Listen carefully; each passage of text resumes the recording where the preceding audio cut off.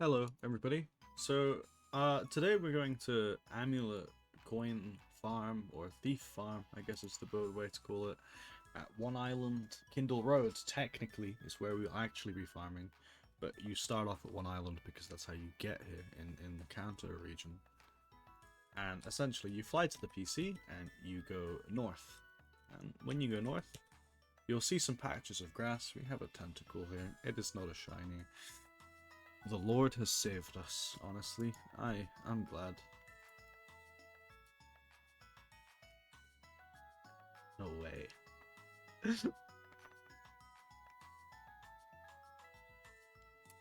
Are we gonna get a third? I feel like we might get a third encounter. Nice. As you can see, there are rocks here, so you need a thieving Pokemon. But generally, you will walk along this grass, and you will smash any of the rocks that you see. The rocks respawn around every 2 to 5 minutes, I'm pretty sure, and you will see Geodudes. These Geodudes can hold hard rocks. Oh, nice! These Geodudes can hold hard rocks. They have sturdy. They can also hold Everstones, old ambers. I'm pretty sure dome fossils. Alright, so later on, I'm actually filming this after the part you'll see next, but that's the magic of editing. You might catch these if you really want to. I just run from them. But maybe, like, you'll catch some 31 IVs, because they are 1 HP because of the sturdy, but eh. I forgot to take off the dome fossil, so hopefully this Graveler doesn't have a held item, otherwise I'm going to be really sad. It does not. Thank you very much. Let's take off the dome fossil. That's one thing you have to remember to do when you're farming in Kindle Road. One thing I would recommend you bring along with you when you're farming here is a damp Pokemon. So I have a damp Parasect in my party. There are multiple different types of damp Pokemon that you can have. I like Parasect because it has False Swipe and it has Spore, both of which are like really nice to have, because you can, if it's a if you're swapping into Parasect, the only reason you would be swapping into Parasect is because you found a shiny Geodude, and if you have found a shiny Geodude, you're going to want to catch it. You're not just going to want to spam balls on a full health rock, right? I personally caught my own. No! I forgot again. I'm too busy speaking. Let's just Ultra Ball and, like, hope it catches. I really don't want to have to, like, swap and false swipe, and if it explosions, I'll be quite sad. Nice, we catch it on the first ball. That is what you like to see. It's holding a dome fossil. Wonderful. But yeah, I was not prepared for this Geodude, so I had to Master Ball it. I did not have a Parasect, unfortunately. I'm warning you. I forgot. It's really hard to talk and do this at the same time. Anyway, so the encounters you will be getting here are Meowth, Ponyta, and the Rock Boys. And this is a really nice place if you want any of those shinies. Personally, I would be really happy with a Ponyta shiny for Flame Body, or a Meowth shiny for payday farming, because I actually really do enjoy payday farming. But unfortunately, I got the one shiny, the Graveler, that I didn't really want. So you will see occasionally that Ponytas have items. If we go into the Pokedex, you can check the item. It's a Choco Berry. How much are the Choco Berries on the GTL? If you go to the GTL, you'll see that they're only 650. If you count the listing fee, that's barely 600 Pokeyen. I don't think it's worth to sit here and thief all 5 of these Ponytas for 650 Pokeyen. So I just run. I'm happy to see Ponytas because I would like a shiny Flame Body Pokemon, as I just said. But they don't have anything good to thief. Meowths can hold Quick Claws, which is pretty not good. But they can also hold Amulet coins, which, like we discuss later on, they're about 19k each, which is nice. You like having that. So anyway, I don't need to show you me doing this. So we go north. If you want to heal your PP, we have one more Sweet Sun, actually. So it may have been worth to use that Sweet Sun. But you run where this guy is stood with the orange hat, and you rest. It says something like the water is warm and you feel nice, but I have strings on, so it skips that. And then some people, I myself ran out of here accidentally a few times, but I have the dig ocarina. It's much easier just to have the dig TM. I'm pretty sure, can Parasect learn dig? Parasect can learn dig. So that's great. I mean, that's even more reason to just carry a Parasect with you, because it's like most of the strategy on like one of the Pokemon. But then you could just dig out of the cave and go back down again. And that really is basically the entire strategy of farming on Kindle Road. Essentially, you just need a high level Banette with Thief. You need damp, or preferably you would have a damp Pokemon, so you don't have to waste Master Balls, because it is a blemish on your account to just only have 4 Master Balls. It's nice to, like, if you can avoid using a Master Ball, it's nice to avoid using a Master Ball, because it is basically, I think it's the only non-replenishable resource in the game. I think you can just get more of everything else except the Master Balls.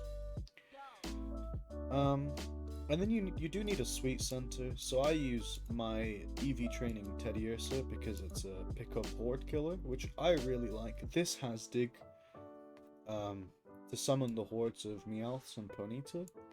With these 3 Pokemon, you can essentially just do this route. If you don't have ocarinas, you might need a HM friend to get across the grass. That's what I would do. A Dragonite's really nice for that. Hello everybody, I just got done spending a time at Kindle Road for the last hour, sort of just thieving at the end of the day, just trying to see if it's worth it to like actually thief on Kindle Road, or if you should spend your time farming in other locations inside of PokeMMO. So here we've got I've taken 35k off because I used a 100% magnet charm for this, which costed 35k, so there's that. I will be using calculators for this because I'm not the best. I'm pretty silly, so I will get stuff wrong if I try and use my own brain, because my own brain isn't very good. So we're just gonna go through and price everything out. So that's 7 Everstones, and then Quick Claws.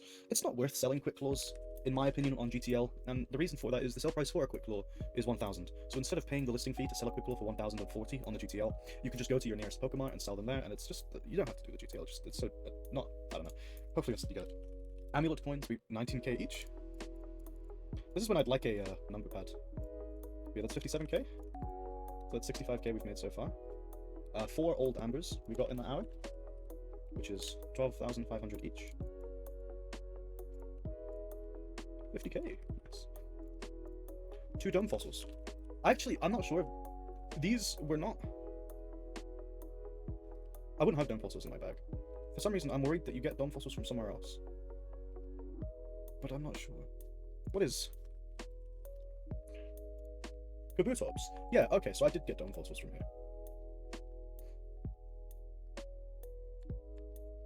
I don't know. You can flame me. If I didn't get these 3 dome fossils from Kindle Road, like, I'm pretty sure that I did. I didn't write it. I did look for the fossils. So that's 10,500 times 2 is just 21,000. And then if I didn't get them from Kindle Road, then it's 115,000 I made in the hour Kindle Road. I'm pretty sure I got them at Kindle Road, so that should bring it to 136,000. But honestly, I'm not as sure as I should be about that. So, some parting words about this strategy. I think if you would like a shiny Meowth, a shiny Ponyta, or, dare I say, a shiny Geodude, this is probably a really good route, because it's a way that you can passively make about, safely, I'd say 100k an hour, say at a safe estimate, every hour. And it takes you, so we got 550 encounters in the hour that I was farming. So 30,000 divided by 550, let's just say 500. That's 60 hours. So if you spend 60 hours farming here, you should get a shiny. And that's 60 times 100,000. So you will make that's 6 million in those 60 hours. So if you decide that you want to passively hunt here for a shiny, you can go and then spend 60 hours here, and after those 60 hours are up, you've gotten hopefully the shiny you want. Hopefully you're not like me and you get a shiny golem and then you quit the game for 3 months because you really dislike shiny golem. Hopefully you can get a usable like flame body Pokemon or like a payday Meowth. Those are some pretty good things. The biggest takeaway I'd say is have a Parasect so you don't have to Master Ball. With Banette, everything's really nice. You kind of want in stats, so as long as it has Thief, that's fine. You want it to have attack speed. I don't even think you really want it to have attack speed. I don't think it matters, because you're going to be one-shotting these Pokemon anyway. I think it might be worth to have at least defense, because you get hit by like Assurance on the Meowths, and that adds up as like a very considerable amount of chip damage. And sometimes your Banette could die. I had that happen a couple of times to me, and I ended up breeding a second Banette that I've actually sold today. And in the hour that I farmed him, my Banette didn't die once. So I think that's something that's worth thinking about. Anyway, I'm gonna head off now. Thank you for watching, and I hope you have a good evening, everybody. Goodbye.